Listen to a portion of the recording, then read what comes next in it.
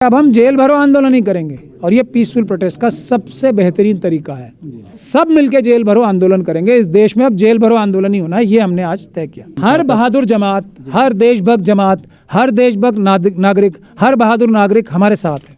कुर्बानी देने के लिए मसलहतन का रास्ता चुनना चाहिए। बुज़दिली के लिए जो मसलहतन कहता है वो आदमी या तो गद्दार होता है या बुज़दिल होता है। पीसफुल प्रोटेस्ट इस देश के संविधान को बचाने का और हर एक मजलूम के हक को बचाने का सबसे अच्छा तरीका है। जब तक ये कम लोग, मौलाना आज़री, हम लोग, मुट्ठी भर लोग जब तक ये कर रहे हैं, जब तक पिटाई करके बंद कर रहे हैं। पिटाई के डर से, जेल के डर से हम लोग अपने बुद्ध विहार छोड़ दें, अपनी चर्च छोड़ दें, अपने गुरुद्वारे छोड़ दें, अपनी मस्जिदें छोड़ दें।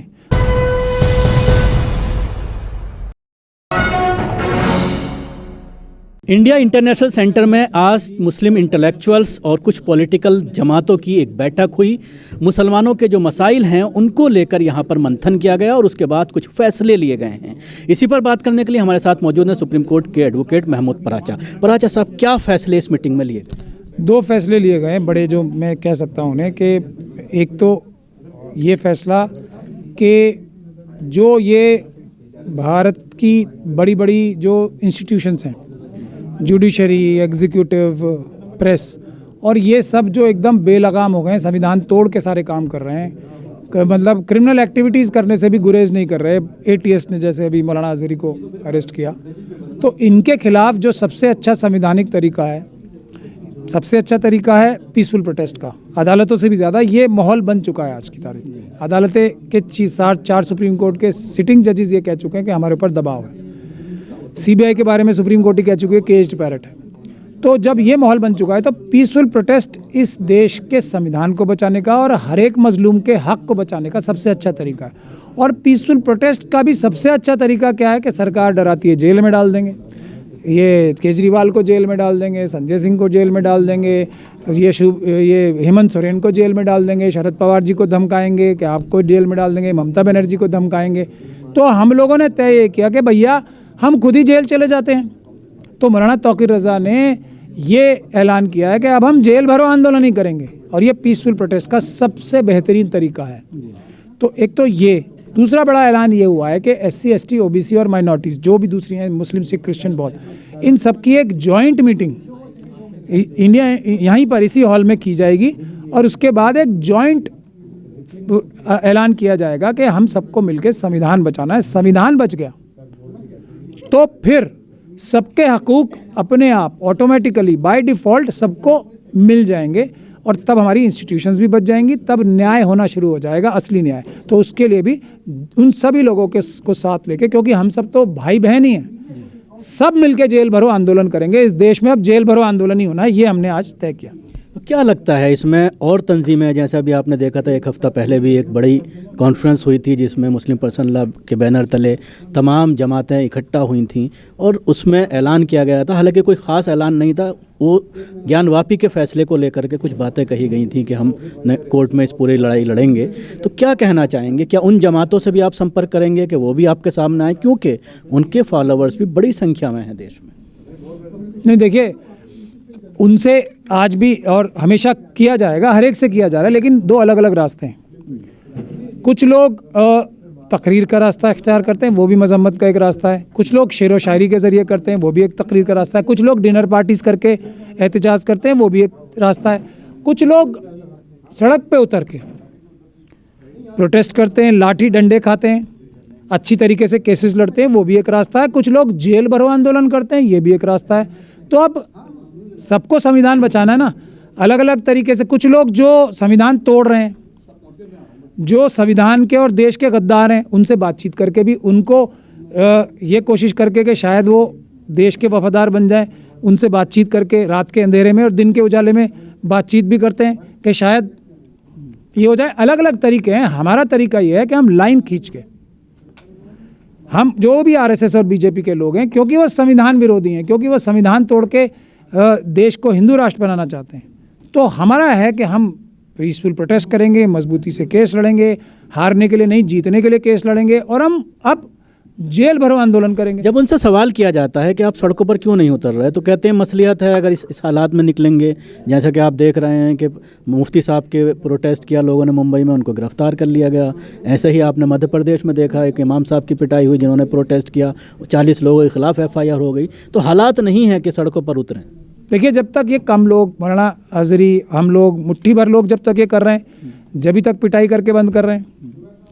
और अगर पिटाई के डर से, जेल के डर से हम लोग अपने बुद्ध विहार छोड़ दें, अपनी चर्च छोड़ दें, अपने गुरुद्वारे छोड़ दें, अपनी मस्जिदें छोड़ दें, अपने रविदास मंदिर छोड़ दें, अपने वाल्मीकि मंदिर छोड़ दें पिटाई के डर से, अपने रिजर्वेशन की जॉब्स छोड़ दें, अपने जो वक्फ की प्रॉपर्टीज़ छोड़ दें, क्योंकि पिटाई होगी और जेल भेज देंगे। तो ये छोड़ दें तो वो पीटना ही बंद कर देंगे ना, आप वैसे ही छोड़ दो। अगर आप ये कहोगे कि नहीं, मेरा भी देश पे अधिकार है, भाई मेरे पास, मैं देश का 150वें हिस्से का, 150 करोड़वें हिस्से का मालिक हूँ, ये बाबा साहब के संविधान ने मुझे बनाया है। तो अगर आप ये कहेंगे तो फिर आपको, अगर वो पीटेंगे तो जेल भी जाएंगे।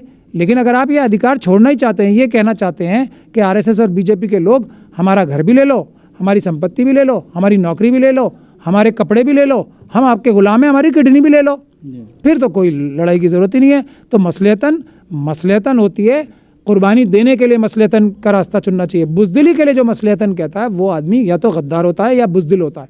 और बुज़दिल और गद्दार दोनों ही देश के लिए भी खतरनाक है, देश के लिए भी खतरनाक है, किसी भी कम्युनिटी के लिए भी खतरनाक है। क्योंकि बुज़दिल, लालची और गद्दार लोगों का कोई दीन धर्म ईमान नहीं होता। अगर उनका बस चलेगा तो आज एक छवि में पेश हो रहे हैं, अगले दिन बस चलेगा तो वो धर्म परिवर्तन करा के, एक हमारे जो वक्फ बोर्ड के चेयरमैन थे, उनका नाम नहीं लेता हूँ मैं, त्यागी जी जो बन बैठे हैं अब, तो कभी त्यागी जी बन जाओ, कभी वक्फ बोर्ड के चेयरमैन बन जाओ, कभी बोलो कि मैं इस धर्म का हूँ, अब इस धर्म में मुझे थोड़ा फ़ायदा हो रहा है या नुकसान हो रहा है तो मैं दूसरे धर्म में चला जाता हूँ। तो ये ऐसे लोग भी होते हैं, हर तरह के लोग हैं ना दुनिया में। पिछले 10 सालों से अगर देखा जाए तो मुसलमान सिर्फ सोशल मीडिया पर जिहाद कर रहा है, बाहर निकल नहीं रहा, तो कैसे निकालेंगे लोगों को? अब आप देख लेंगे खुद ही। मैं तो आपको मस्जिद अक्सा का एग्जाम्पल दे सकता हूँ। वहाँ भी मेरे ख्याल से मुसलमान ही नहीं, SC ST OBC माइनॉरिटी के जितने भी, भारत की बात करें तो यहाँ अभी ज्ञानवापी मस्जिद में इस जुमे को, पिछले जुमे को, जब कोर्ट ने एक गैर कानूनी और मेरे हिसाब से एक क्रिमिनल फैसला किया था, क्योंकि वो एक अपराध की शक्ल में फैसला हुआ है, क्योंकि रिटायरमेंट से एक दिन पहले का फैसला, और ऐसा फैसला जो कि गैर मुनासिब था। हालांकि उसमें अपनी तरफ से भी कमी थी, पर मैं उसमें जाने के बावजूद भी बोल रहा हूँ, कमी होने के, हमारी तरफ से कमी होने के बावजूद भी वो एक फैसला ऑलमोस्ट सेक्शन 218 IPC का जो है, उसके तहत वो एक अपराध मेरी नज़र में है वो।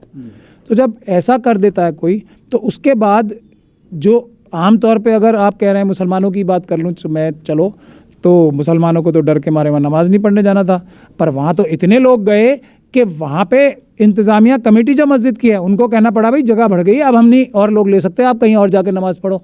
तो ये तो है सोशल मीडिया पे मुसलमान नहीं हैं, सोशल मीडिया पे भी हैं, और सोशल मीडिया के से हट के ज़मीन पे भी हैं मुसलमान। हाँ, बुज़दिल लोग ना सोशल मीडिया पे होते हैं ना नीचे होते हैं। अब उसी तरीके से मैं शेड्यूल कास्ट कम्युनिटी का एग्जांपल दे लूँ, दूसरे बहुजन समाज के लोगों का, अभी किसानों का आंदोलन हुआ था, मोदी जी ने हाथ जोड़ के माफ़ी मांगी।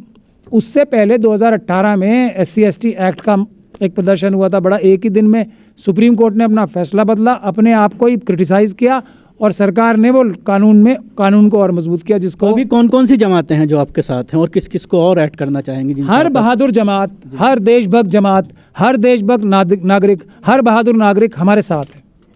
कुछ अभी नज़र आ रहे हैं, कुछ अभी आपको नज़र आ रहे हैं। आखिरी सवाल करना चाहूँगा, एक बात ये कही जाती है कि जब इलेक्शन का वक्त आता है तब इस तरह के लोग इकट्ठा होते हैं, और अगर इस तरह की हरकत होती है, खुदा ना ख्वास्ता कोई वहाँ पर ऐसी हरकत हो जाती है, हालात ख़राब हो जाते हैं, तो उसका फ़ायदा भारतीय जनता पार्टी को मिलेगा? नहीं, भारतीय जनता पार्टी को, देखिए, अगर EVM से चुनाव नहीं हुआ तो भारतीय जनता पार्टी को, वो भी जानते हैं, किसी चीज़ से फ़ायदा नहीं मिलेगा। इसलिए वो लोगों की जान जो है तोते में बसी हुई है, EVM में। EVM से हट गए तो फिर हमें कुछ भी करने की ज़रूरत नहीं है, फिर तो RSS और BJP इस चुनाव में 40 भी पार नहीं कर पाएगी। लेकिन अगर EVM से चुनाव होता है तो तब उसके लिए संघर्ष है। लेकिन हम लोग, देश की जनता ने हमारी ड्यूटी लगाई है, देश की जनता इस बार EVM से चुनाव नहीं होने देगी। और भारतीय जनता पार्टी ना, ये EVM से चुनाव जीत के ये बहाने और एक्सप्लेनेशन तैयार करती है कि इस वजह से वोट दे दिए, उस वजह से वोट दे दिए। 80 करोड़ लोग 5 किलो अनाज के लिए इस वक्त टकटकी बांध के देखना पड़ता है, जो 5 किलो नहीं 50 किलो दूसरे लोगों को देने के लिए हैसियत रखते थे। तो वो लोग मोदी जी को वोट देंगे। 4,500 किलोमीटर जगह सुब्रमण्यम स्वामी जी उनके खुद के मेंबर ऑफ पार्लियामेंट रहे हैं, इतने बड़े सीनियर बीजेपी के नेता हैं, वो बोल रहे हैं कि मोदी जी ने चाइना से डर के ये ज़मीन छिनवा दी। सतपाल मलिक जी जो गवर्नर रहे हैं वो अपनी जो उनकी एक तरीके से जो बातें उनको नहीं भी कहनी चाहिए वो राज फाश कर रहे हैं। तो ये आप सोचते हैं कि ये इस देश में ईमानदार लोग नहीं बचे हैं क्या?